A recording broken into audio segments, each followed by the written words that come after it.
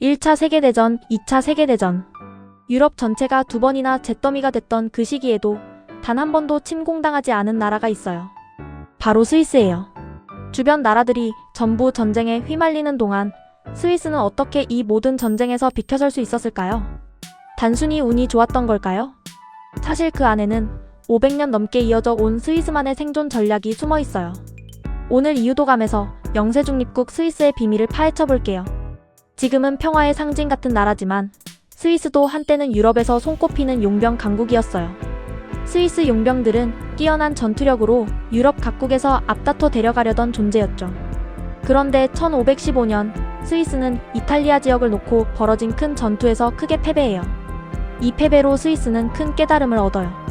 남의 전쟁에 끼어들어 봐야 얻는 것보다 잃는 게 훨씬 크다는 사실을요. 이때부터 스위스는 서서히 다른 나라의 전쟁에 발을 담그지 않는 쪽으로 방향을 틀기 시작해요. 그런데 이 결심만으로는 강대국들 틈바구니에서 살아남기 부족했어요. 스위스의 지형을 보면 왜 이 나라를 함부로 침공하기 어려웠는지 알 수 있어요. 나라 전체가 알프스 산맥으로 둘러싸여 있고 좁은 계곡과 험한 고개들이 곳곳에 자리 잡고 있어요. 대군을 이끌고 이런 지형을 뚫고 들어오려면 막대한 시간과 희생을 각오해야 했어요. 침공하는 쪽 입장에서는 얻는 것에 비해 치러야 할 대가가 너무 컸던 거예요. 자연이 스위스에게 최고의 방어선을 만들어준 셈이에요. 하지만 지형만으로 모든 걸 설명할 수는 없어요. 스위스 내부의 사정도 중립을 필요로 했거든요. 스위스는 독일어, 프랑스어, 이탈리아어, 로만슈어까지 여러 언어와 문화가 뒤섞인 나라예요. 종교도 지역에 따라 가톨릭과 개신교로 나뉘어 있었고요. 이렇게 다양한 배경을 가진 지역들이 하나의 나라로 뭉쳐 있으려면 특정 편을 드는 순간 나라 안에서부터 갈라질 위험이 있었어요. 만약 스위스가 어느 한쪽 편에 서서 전쟁에 참여한다면 독일어권과 프랑스어권 주민들 사이에 갈등이 생길 수밖에 없었던 거예요. 그래서 중립은 외교 전략이기 이전에 나라를 하나로 유지하기 위한 필수 조건이었어요. 이런 배경 속에서 스위스는 점점 중립 노선을 굳혀갔고 1815년 유럽 강대국들이 모인 빈 회의에서 결정적인 순간을 맞아요. 여기서 스위스의 영세 중립이 국제적으로 공식 인정을 받은 거예요. 주변 강대국들 입장에서도 자기들끼리 다투다가 스위스라는 완충지대를 서로 침범하기보다는 중립국으로 남겨두는 편이 유리했어요. 이렇게 스위스의 중립은 스스로의 선택이자 동시에 강대국들의 이해관계가 맞아떨어진 결과였어요. 그런데 국제사회가 인정만 해준다고 실제로 아무도 안 건드리는 건 아니었어요.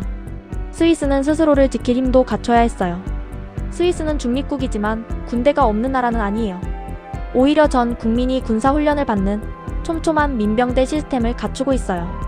성인 남성 대부분이 예비군으로 편성되고 각 가정에는 유사시를 대비한 물자가 준비돼 있을 정도예요. 우리를 건드리면 침공하는 쪽도 큰 피해를 각오해야 한다는 메시지를 스위스는 꾸준히 보여줘 온 거예요. 가만히 있는 중립이 아니라 스스로 무장한 중립. 이게 스위스가 실제로 전쟁을 피할 수 있었던 실질적인 이유예요. 두 차례의 세계대전 동안에도 스위스는 침공당하지 않았고 전쟁으로 폐허가 된 다른 유럽 국가들과 달리 산업과 금융을 안정적으로 지켜낼 수 있었어요.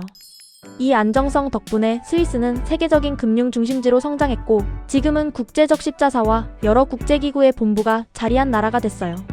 다만 스위스의 중립 노선이 언제나 깨끗한 평가만 받는 건 아니에요. 2차 세계대전 당시 스위스 은행들이 나치 독일과 거래한 사실이 훗날 드러나면서 중립이라는 이름 뒤에 감춰진 현실적인 이해관계에 대한 비판도 함께 제기됐어요. 스위스의 중립은 그냥 전쟁을 싫어해서 만들어진 게 아니에요. 뼈아픈 패배에서 얻은 교훈, 험준한 지형, 여러 언어와 문화를 하나로 묶어야 했던 사정, 그리고 국제사회의 인정과 스스로의 무장까지.